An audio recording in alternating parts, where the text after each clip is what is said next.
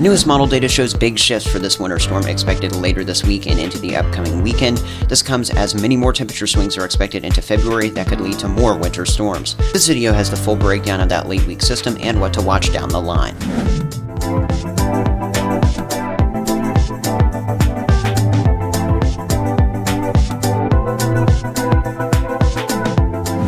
Thank you for taking time out of your day to tune into this video. Without further ado, I want to go ahead and begin the breakdown of the winter storm expected later in this week, as well as all other weather going on between now and then, using the European model, and then we're going to compare that with the GFS model and what they're showing those latest trends for that particular system. Let's start here in the near term as we go overnight Sunday night when I'm recording this and into our Monday, January 27th of 2025. Not much going on across the country other than some rain that will impact your morning commute with some light to moderate rainfall showers coming down from parts of Louisiana into parts of Mississippi, Alabama, over into Georgia, Tennessee, and the Carolinas. Maybe some light snow on up there in the higher elevations along that Tennessee and North Carolina border, as well as into Southwest Virginia. But this is a quick system, and overall everything until midweek of this week across the country is going to be quick, just like that Clipper system up there Monday night going into Tuesday morning into parts of the interior Northeast, and just like the next Clipper moving through the Great Lakes and into the Northeast out of Tuesday into Wednesday that you can see there. I will give you a look later in the video at some of the snowfall accumulations that could come out of those Clippers. And that one on Wednesday could bring gusty winds up and down the East Coast while it brings snow as far south as southern New England. So I'll definitely give you a look at those numbers in a little bit. But let's focus on that comparison here for what this video title and thumbnail is all about. That winter storm that's likely down into the southern and then eventually pushing towards the eastern U.S. starting here, late Wednesday pushing into our Thursday, January 30th of 2025. Low pressure energy will have been gathering in the southwest, pushing into the Four Corners region all week. It looks like it is going to begin to expand with some light to moderate moisture expanding over this general region from New Mexico over to Texas, Oklahoma, and parts of Arkansas and Louisiana as we go overnight Wednesday night and pushing into our Thursday morning. Snow there into the higher elevations of New Mexico and parts of southern Colorado. The exact intensity of that remains unknown for now, and it looks like most models are agreeing on overall rain and thunderstorms building, especially into central Texas where they could be on that stronger side during this time frame. Overnight, Wednesday night through the day Thursday is when we really see this storm building up in terms of its intensity. And here's the big change, the big shift that I was talking about, just proving to you that this is not clickbait what my title and thumbnail of this video was about. A couple of days ago, and even in my most recent video, the low pressure that is coming later this week was expected to track just like this, making its way on up into the central plains. The latest model guidance carries us out of New Mexico and instead drags the low a little bit further south, decreasing your chance for a big snowstorm or winter storm on up into parts of the central and north central plains, and instead just bringing some rain right down here from Kansas and Oklahoma and Texas, and then eventually stretching over into the mid and lower Mississippi Valley as we go out of Thursday into Thursday evening and Thursday night. Some of these storms, just like Wednesday night into early Thursday, they could be on that stronger side, especially on the southern side of this circled area as this general area of moisture continues to push east. That'll be a threat, and we'll also be watching flooding with this rainfall. And then from here is where I'll show you some discrepancies between this model and the GFS in just a minute. As we go out of Thursday night, pushing into our Friday, January 31st, the European model has the setup looking like this. Low pressure right here into Missouri with a warm front lifting some cooler rain as far north as the Midwest, Ohio Valley into the Mid-Atlantic around this time frame, a pretty expansive area of downpours. Meanwhile, it stretches a cold front down here through the Mid-South that could continue bringing thunderstorms as it pushes east through the day Friday through parts of the lower Mississippi Valley pushing into the southeast. With time, as the setup continues to develop, we see just enough cool air wrapping around the back end of this storm that wall storms continue through the southeast U.S. Friday night pushing into Saturday. We see a little bit of snow erupting into Illinois, Indiana, Ohio, and into Pennsylvania. And you'll see here on this European model that it continues bringing that snow all the way down to the coastline, at least briefly there in the Mid-Atlantic and Northeast as we go through the day Saturday. The storm moving pretty quickly by the time we go out from Friday to Saturday, making its way from the Mississippi Valley all the way off the East Coast. But the GFS model has a lot slower of a solution with a different look for the snowfall as well. And let me go ahead and pull that up so we can compare. All right, here we are looking at the latest run from the GFS model that has literally been processing while I'm recording this video. Starting out here as we go through late Tuesday night, heading into Wednesday night, and into our Thursday and Thursday evening. Overall, you've got the European model that I already showed you, and then this GFS model being about as similar as two models can be to each other for at least this beginning part of the storm. Central and southern plains, a compact low pressure system looking a little bit further south than our models were showing a couple days ago, just bringing rain to a lot of these zones, as well as the chance for some thunderstorms and flooding into some parts of Oklahoma, Arkansas, Texas, and maybe even Louisiana by this point in time. When discrepancies begin in the models, though, and where the GFS starts to differ from that Euro I just showed you, is as we go overnight Thursday night and into our Friday. If you can't notice it, let me point the difference out to you. The European model was showing a bunch of rain already filling in, if not by this point in time, late Friday morning, definitely into Friday afternoon to parts of the Great Lakes, Ohio Valley, and over to southern New England. The GFS model has the progression of the warm front that would be bringing that rain, and the system in general being a little bit slower and broader, sticking around back here towards the Ohio Valley. And the reason that's important is not really because of the impacts that would have necessarily on the severe weather threat moving down towards the deep south and the southeast as we go out of Friday through Friday night and into this general Saturday time frame. It's mainly with that snow on the north side of the storm because a slower warm front that struggles to move further north and a slower progression of the system in general would mean what the GFS shows could be a more likely scenario with snow breaking out due to the nighttime frame factor here as we go out of Friday night into Saturday with temperatures cooling down, the rain helping to cool the atmosphere. We could see a big pocket of snow breakout somewhere, at least in a thin stripe from the Midwest to the Ohio Valley over to southern New England with a solution that pans out more like this. And it would also mean that rain with the slower system lingers around more towards the southeast coast of the U.S. into more of the day Saturday. Something I'll certainly be continuing to track for you here as we compare the models down the line.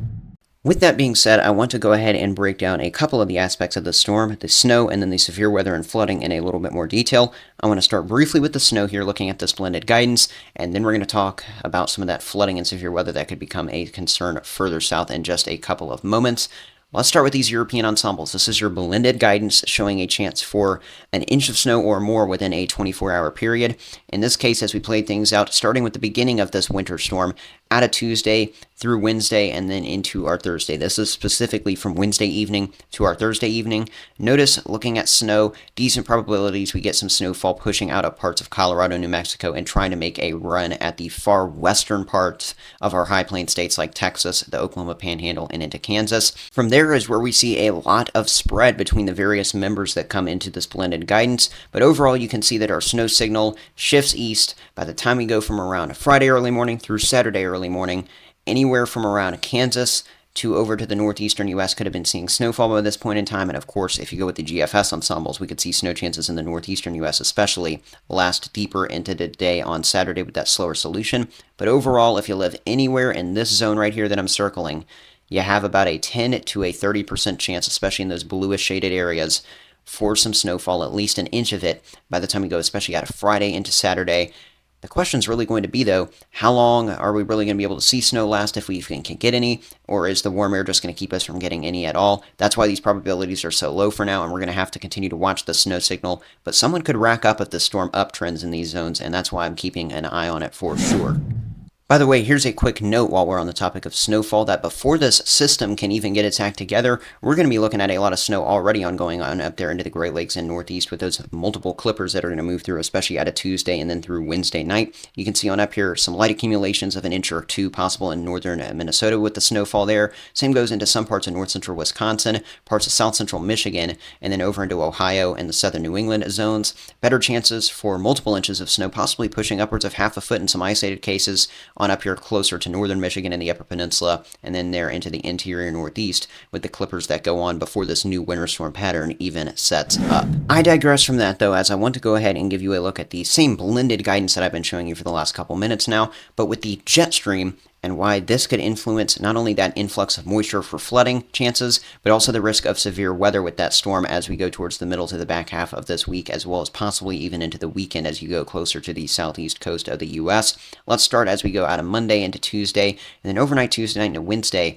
Look at what you see going on over here into parts of southwest Texas. Haven't talked about these in a little while, at least while looking at the jet stream map, but a big trough bringing up moisture as we've got a southwest to northeast flow cutting here into parts of the west central part of Texas, with a slightly more southerly flow a little bit closer to the surface as we go out of Wednesday into Wednesday night, especially central parts of the state of Texas pushing towards the east out of Wednesday into Thursday. We'll be probably watching a severe weather threat that will mainly include damaging winds and hail, but maybe even some tornadoes on the leading edge of that trough.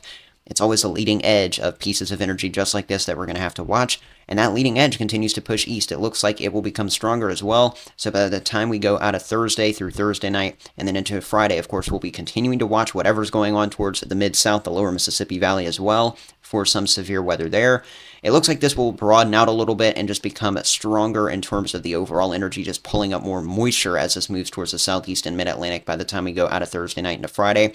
But still, anything that we see pushing through the southeastern part of the U.S., maybe over towards the coast as well out of Friday into Saturday, could still have a severe weather threat. It just looks more limited in comparison to what we could see back towards parts of Texas and into, say, Louisiana with a setup like this with the jet stream energy that I just showed you. When you got the jet stream pumping moisture up from the Gulf of Mexico/America, you got to keep in mind that rainfall could become even a bigger factor for more folks than the severe weather threat will be. Severe weather threats are limited closer to the coast, especially when you've got those warmer temperatures and more moisture limited towards those zones with these types of setups in January into February. But rain can move a lot further north than that.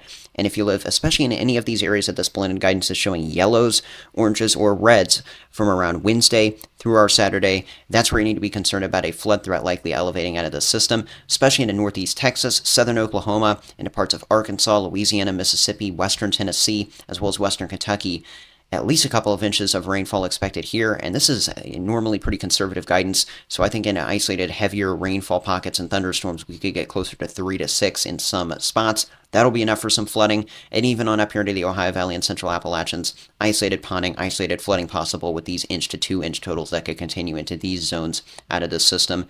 And that's the other main part of the system. In addition to that snowfall, rain is going to be a big problem for a lot more folks, as well as that isolated severe weather threat. With all that being said, I want to go ahead and jump into the high temperatures expected day by day with this new pattern that we're seeing into the week ahead. I broke down temperatures and temperature anomalies more in the latest video, so check that out by clicking on the videos tab of my channel, while also making sure you're hitting the subscribe button while you do that. Like how I threw that in there. Anyway, let's push through this week ahead briefly with these high temperatures. Then we'll also take a quick look at the long-range pattern. Here we go, Monday, January 27th, 2025. Lots of 50s, all the way as far north as the Central Plains and the Midwest, from Tulsa up to Omaha, 49 to 53 in a lot of points there, as well as in points in between. And it's even warmer as you go down towards the Gulf Coast day by day. Look at Tuesday, warming up even more down towards the lower and mid-Mississippi Valley. Also notice that we're cool down here into the Rockies, as you can kind of see that flow of the jet stream bringing down temperatures there, but bringing up temperatures out ahead of that next system into parts of the plains. As we go out of Tuesday into Wednesday, warming up even more down towards the southern quarter of the U.S., from Texas to Louisiana to Mississippi to Alabama to Georgia to the Carolinas and Virginia. A day in the 60s, and it'll be in the 70s the closer you go to the coast in these zones. Meanwhile, remaining colder further north due to those clipper systems, as we're only seeing 20s and 30s for highs still after a very cold January on up here into the Great Lakes and Northeast. Out of Wednesday into Thursday, continuing to watch whatever's going on down here towards the south central U.S. for severe weather due to those storms, especially in Texas and Louisiana, having plenty of 60s, and even over into Mississippi, some 60s and 70s to work into as we go out of Wednesday night through Thursday, and then into Thursday night, and Friday. Speaking of Friday, let's look at those Friday temperatures. Another warm day down here in the southern U.S. Again, it's the closer you go to the Gulf Coast, where you've got more moisture and where you've got more of those higher dew points coming in. And that's where we're going to have to watch that best chance for severe weather with these kinds of temperatures. Again, I think somewhere in here is going to be where we see that best threat out of this particular storm system. Then from there, we will be on to the next system. Here we are looking at blended GFS ensemble future radar guidance. I love having this tool to use with these awesome weather model maps that I get from Weatherbell. You can get a free trial link to these maps by clicking the link down in the description of this video. But here we go, playing things through. You can see there's your system out of Friday night, and then some point through Saturday getting off the East Coast with maybe some snow on up there towards the Northeast and southern New England.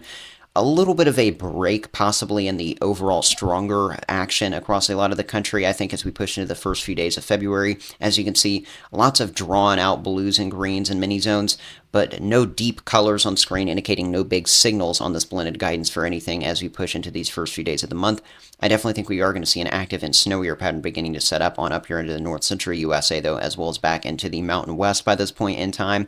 Somewhere with that energy moving into the Mountain West and the North Central Plains, that could begin to form a bigger winter storm, if not through the first 5 days of February. You can see the GFS ensembles really show something blowing up out of February 5th into February 6th with a big snow signal up here towards the Midwest Great Lakes. more rain down towards the southern side of that system, down here into parts of the mid-south and then over into the southeast. If it were a dynamic winter storm, it could bring yet another chance for warmer temperatures further south with a severe weather threat and flood threat associated with that rainfall down there. That'll be something that we have to keep an eye on. But overall, the main thing driving this change is going to be the fact that we're continuing to look at colder than average air back into the west, especially as we build into February, warmer than average air down here into the central and especially the eastern U.S. by this point in time. And as long as we continue to see that contrast between two zones, until we get a bigger system that gets the entire U.S. cooler than average, for example, like we saw through a lot of January, then we're actually going to see a more active storm track that includes more folks. And that's the main takeaway from this. Don't focus on that longer range signal I just showed, just focus on the overall pattern. That's it for this video, though. I know it's a little bit of a longer one here on the channel, but I want to go ahead and recap everything I talked about in the last 15 minutes really quickly here in 30 seconds. We're looking at big shifts for that late week winter storm. I talked about those early on. Still some discrepancies between the Euro and GFS model to pinpoint as we get closer, but snow will definitely be possible on that thin stripe up on the northern side of the system. Severe weather and flooding for areas further south.